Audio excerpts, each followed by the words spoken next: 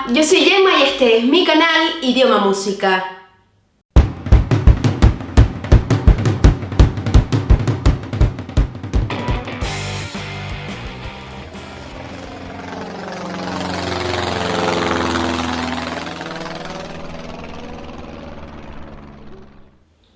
Avui, com heu pogut llegir al títol, parlarem sobre castellanismes que podem trobar a algunes cançons catalanes.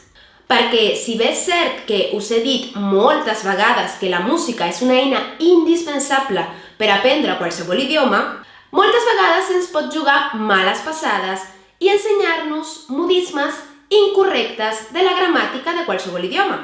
Bé, i jo no vull criticar ningú, però fer rima és complicat i potser surten lletres una mica estranyes com les que veureu a continuació. I recorda que si t'agrada aquest vídeo, dona-li al botó m'agrada i subscriu-te per seguir aprenent amb mi català. I comencem aquesta llista amb el meu grup de pop-rock català preferit, els Pets de Constantí. I és que encara que m'agradin molt, de vegades també s'equivoquen. Aquesta errada la podem trobar al seu segon disc, a la cançó Tarragona més borrona, on el Lluís Gavaldà diu: la pudor atravessa la ciutat. Sabríeu trobar l'errada? A veure, el verb que utilitzem per descriure l'acció de passar per sobre d'alguna cosa no és atravessa, és travessa. La paraula atravessa ens recorda molt al verb en castellà atraviesa, però en català no existeix. Existeix travessa, sense la A del començament. Llavors, aquí, els Pets han ficat la pota. Seguim amb un altre grup conegudíssim al món de la música catalana, com són Manel. Aquest grup de Barcelona, a la seva 6ª cançó del segon disc, titulada Aniversari, ens deien això: del tamany d'una mosca, del tamany d'un mosquit. Aquesta potser no és tan fàcil d'esdevinar, perquè aquesta paraula tamany l'hem escoltat segur pel carrer, encara que no està aprovada ni és bona aquesta expressió, s'utilitza molt, per això ens pot confondre. Per fer referència a les proporcions d'una cosa, utilitzem la paraula mida. Llavors, aquest tros de la cançó hauria de ser de la mida d'una mosca, de la mida d'un mosquit. I és per això que Manel també ha ficat la pota. Ara li toca el torn a un dels altres grups que a mi m'agrada moltíssim, Charango. Al seu segon disc, Benvinguts al llarg viatge, trobem la cançó Vola, on ens diuen: he despedit boscos. En català, la paraula despedit no existeix. Per tant, hauríem de fer servir una altra que sí és correcta, que seria acomiadar. Llavors, la manera correcta d'aquesta frase seria: he acomiadat boscos. Per això que Charango també ha ficat la pota. A continuació tenim a un altre grup que m'agrada moltíssim, els Sopa de Cabra. Al seu 7è disc, a la cançó Hores Bruixes, diuen la següent frase: difós vaig barrejant ingeni amb sons.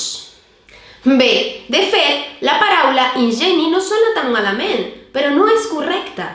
En aquest joc hauria d'anar la paraula enginy. És una mica complicada, de fet, jo no la sé pronunciar gaire bé. I a una cançó potser seria més complicat encara fer rima amb ella. Llavors, Sopa de Cabra ha utilitzat un castellanisme de la paraula en castellà ingenio, però Sopa de Cabra també ha ficat la pota.